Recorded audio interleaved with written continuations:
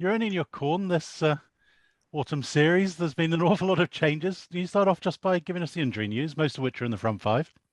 Yeah, in regards to the two HIAs, following protocols, but I think unlikely they're going to be right. Franny is again following protocols, so we're just a bit more hopeful on that. Okay. Yeah. Josh as well?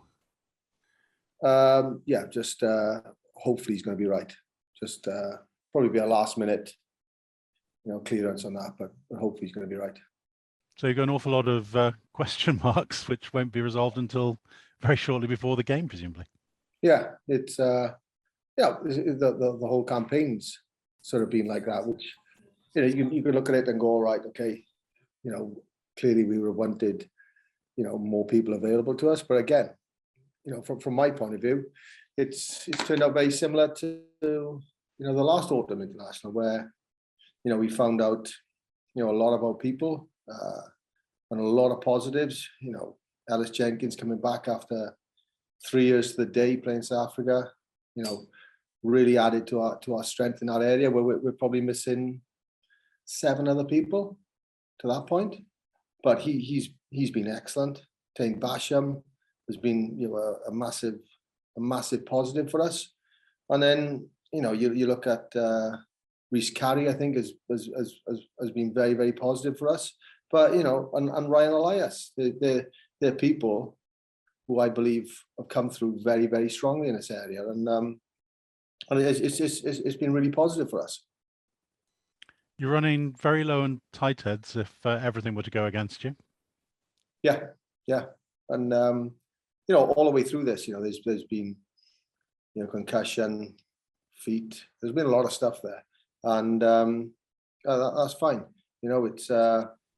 It's made us work harder. I thought Dylan Lewis coming on the weekend after 75 minutes hadn't trained all week with some issues with both feet. I thought he was incredible when he came on the weekend.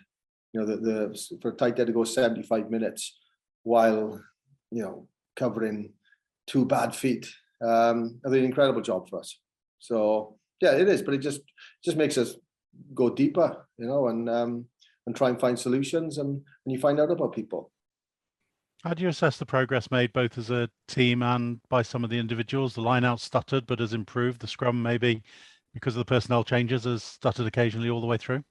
Look, I think when you take into context that what are we missing? 15 frontline forwards, and you're kind of coming up massively undercooked playing New Zealand, then you're playing South Africa, and then you're coming up against Fiji. For me, we were always going to start slow, always, and you're up against arguably the best side in the world, and to be in that game till 68 minutes, 12 points down, and then to go against South Africa 74 minutes and we gone toe to toe with them, missing a huge amount of people. I think it's been massively positive. I do. I think it's pouring down with rain in the stadium, and these guys have gone toe to toe. I mean, we've got 5 people in that pack who've done 80 minutes back to back, and then gone up against Fiji. And then, although it wasn't perfect against Fiji, we found a way to win.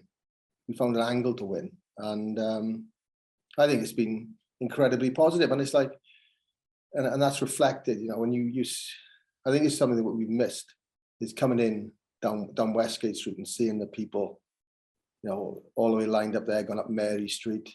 You see it in their faces, coming to the stadium. I think it's been a hugely positive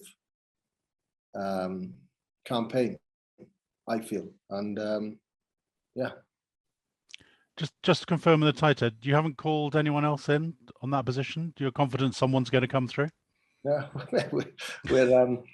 it's the people outside who could possibly could be called in are all injured as well. So it's one of those. So it's just testing time. In terms of resources, we're probably as deep as we can go in nearly all positions there. So again, it's come the weekend, I think the tanks right now are low, but I know come the weekend we're going to be right, and we're going to be ready for the fight, which is going to be on a weekend against one of the best teams in the world, coached by one of the best coaches in the world. Christian, so we saw a bit of him last week, especially if Will Rowlands doesn't come through. Might we see a lot more of him this weekend? Yeah, I think so. I thought it's brilliant to see 19-year-old kid go on the field, almost getting a standing ovation for making his debut. I thought he was very, very positive in what he did. So yeah, I think we're going to see him again, soon. Just finally from me, just to talk about Australia, and obviously Dave Rennie, someone you know very well, as you hinted at. What challenges does he bring, and what do you expect from Australia? Oh, they'll love to play. They'll be a very adventurous team, but what Renz brings is he want from his team is a huge level of physicality and brutality, especially at the contact area, and you can see that with them. He develops very, very competitive teams, very, very physical teams, and that's what's coming our way. Thanks very much. Good luck with it. Sure, mate. Thanks. Hiya, John. Just picking up on the injury theme from Hamish. Aaron Wainwright, how is he coming along? Yeah, again, it's going to be a late call on it, but he's made significant improvement. So hopefully he's going to be involved in the weekend. But again, it's be one of those. We've done. Our week has been tailored towards the fact of we just trying to get as much petrol in the tank as we can for the weekend. Yeah. So there's not been a lot of physical stuff. So his call will be made again sort of late on in the week. A big player for yourselves last year in the Six Nations campaign was Wyn Jones. He went on the Lions tour. Wayne touched upon fitness issues regarding Wyn. Do you think is he just suffering after a big season? I know he took a bang, obviously, out on that tour in South Africa. Look, as I said before, we're coming into the game as a whole. We're playing a lot less games than we would normally for the autumn, and we're coming into the toughest campaign ever I think Wales have ever had in the autumn. And there's a variety of factors that go on with people who probably don't turn up as good as they could be. Limited pre-seasons, stuff going on off the field. So, but what you've seen with Will is that he's made significant progress over this period of time. He's worked hard. He understands he wasn't where he needed to be, but he's desperate to get back there. So, and Wyn is a huge player for us, as you can see. He's a Lions loose head. He's a big player for us in last year's Six Nations. And we had one or two players who played against France in the Six Nations playing for us right now.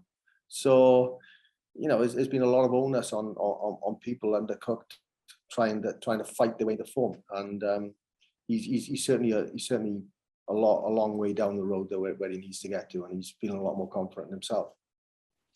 I spoke to Ryan Elias last week, and he just mentioned that hookers, like you would know, is probably the most exposed position on the field, perhaps with fullback. And people don't necessarily realize the components that go into a successful line out. How impressed have you been with himself battling back over the last couple of games? He's been a huge positive for us. He's gone more or less 380 minutes. He's been. I really feel that the positives to come out of this campaign, he is a massive plus for us. I think his line-out work has been great. We always knew going into New Zealand there was going to be a couple of issues. We knew that, but it's got a lot stronger. But the physicality of his game. He's a big kid. He's 112 kgs. He's putting himself about.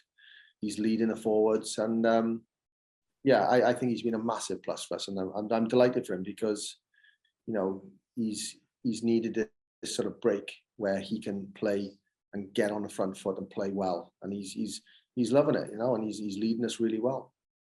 Yeah, great. Thanks, John. Cheers, man. Hi, John. Simon here. Hi, mate. Hey, mate. With Will Rowlands, as you say, probably unlikely after his HIA to be okay. Where does that leave you in the second row? Because you've obviously got three kind of inexperienced guys in Carter, Tunza, and Rhys Davis. Does Seb Davis come in the equation there? Because obviously he's featured as a back row replacement. He plays his rugby lock for Cardiff. So how's the shake-up looking there in second row? Well, definitely he's an option for us.